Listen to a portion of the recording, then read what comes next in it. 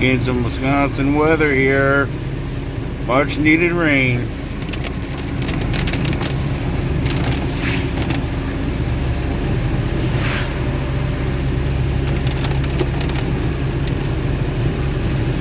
We haven't had this kind of rain in a long time, months. We're talking 2 to 4 inches of rain and then 5 inches plus in some areas. This is great. This is what we needed.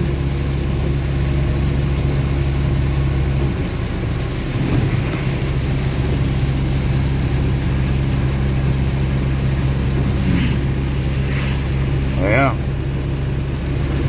Wanted to share you guys a video here. Let you know what's going on. A little update from Big Hoss 920 here.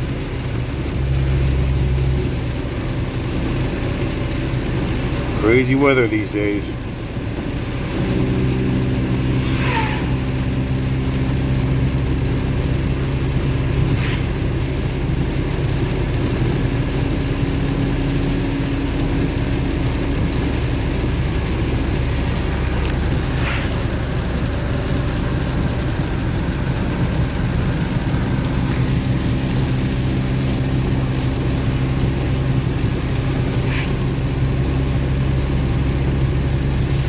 Yep.